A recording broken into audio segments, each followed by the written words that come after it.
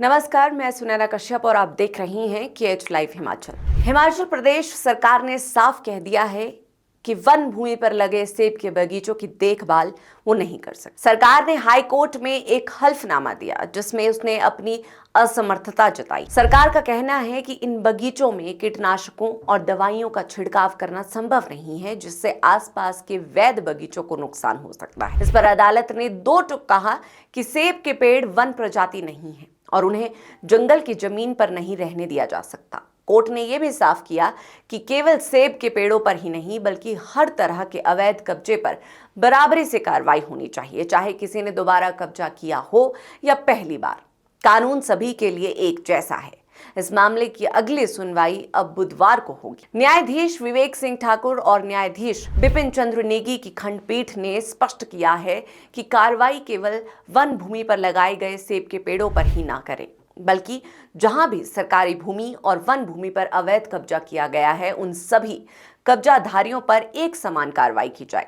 14 जुलाई को हुई सुनवाई में न्यायालय ने स्पष्ट किया है कि यह कार्रवाई केवल उन मामलों में न की जाए जहां दोबारा अतिक्रमण का प्रयास किया गया हो। न्यायालय ने भारत के संविधान के अनुच्छेद 14 का हवाला देते हुए राज्यों को सभी मामलों में समान व्यवहार करने का निर्देश दिया है।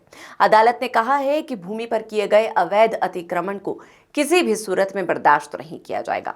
अदालत ने इस मामले में सरकार को बुधवार को ताजा स्टेटस रिपोर्ट दायर करने के आदेश भी दिए। प्रदेश सरकार के महाधिवक्ता अनुप्रतन ने अदालत को बताया कि सेब के पेड़ केवल उन क्षेत्रों से हटाए जा रहे हैं जहां अतिक्रमणकारियों ने वन भूमि पर दोबारा कब्जा करने का प्रयास किया है। हालांकि न्यायालय ने इस तर्क को खारिज करते हुए कहा है कि 2 जुलाई के आदेशों में वन भूमि पर लगे सभी सेब के बगीचों को हटाने का निर्देश दिया गया है। वहीं ठियोग के पूर्व विधायक राकेश सिंघा ने कहा है कि सेब के पेड़ों को काटना किसी भी तरह का समाधान नहीं। सरकार को अवैध भूमि पर लगाए गए बगीचों की देख रेख खुद करनी चाहिए, जिससे प्रदेश की आर्थिकी को भी मजबूती मिलेगी। सेब के पेड़ों को इस तरह से काटना असभ्य और तानाशाही को दर्शाता है।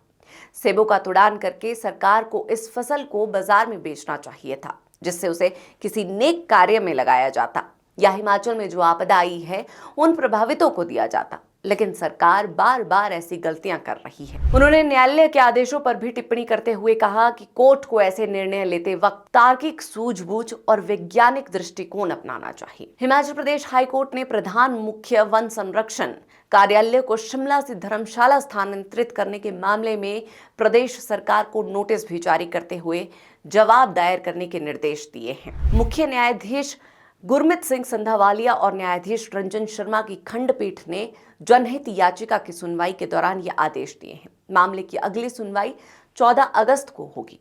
जनहित याचिका में सरकार की ओर से 14 मई 2025 को जारी अधिसूचना को चुनौती दी गई है। इसके तहत प्रधान मुख्य वन संरक्षण का कार्यालय शिमला से धर्मशाला स्थानांतरित कर दिया गया है। याचिकाकर्ता ने अदालत को बताया कि इससे पहले 13 अक्टूबर 1998 को भी वन्य जीव संरक्षण कार्यालय को शिमला से हमीरपुर स्थानांतरित करने का ऐसा ही प्रयास किया गया था। हालांकि 31 जुलाई 2001 को इस आदेश को रद्द कर दिया गया था, जिसके बाद मुख्य वन संरक्षण सह मुख्य वन जीव वार्डन का कार्यालय शिमला में ही रहा, जबकि मुख्य वन संरक्षण का कार्यालय शिमला से हमीरपुर स्थानांतरित कर दिया गया था। याचिकाकर्ता ने वन्य जीव सर्कल धर्मशाला के वन संरक्षण की ओर से प्रधान मुख्य वन संरक्षण शिमला को भेजे गए एक पत्र का भी उल्लेख किया। इस पत्र में बताया गया कि शिमला में प्रधान मुख्य वन संरक्षण कार्यालय की स्वीकृति पदों की क्षमता 40 है और धर्मशाला के वन्य जीव के वन संरक्षण कार्यालय की स्वीकृति क्षमता 33 है। धर्मशाला में उपलब्ध आवास क्षेत्र भी दोनों कार्यालयों को सुचारू रूप से चलाने के लिए आवश्यक क्षमता को पूरा नहीं करता है। देखिए, हिमाचल में सेब के पेड़ अब सिर्फ खेती का हिस्सा नहीं बल्कि कानून, सरकार और जनता के बीच एक बड़ा सवाल बन गए। अदालत साफ है कि कानून सबके लिए एक जैसा हो, चाहे कब्जा पहली बार हो या दोबारा। वहीं सरकार ने जिम्मेदारी से हाथ पीछे खींच लिया है और अदालत के आदेशों का पालन करने के बजाय सीमित तर्क दे रही है। दूसरी तरफ जनता की मेहनत और बागवानों की रोजी रोटी पर सीधा असर पड़ा है।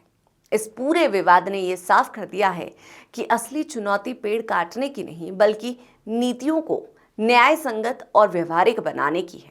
अब देखना यह है कि आगे सरकार और अदालत का रुख क्या होगा। बहरहाल आज के इस चर्चा में इतना ही। इस चर्चा पर आप सभी की क्या राय है, कमेंट सेक्शन में ज़रूर बताएं।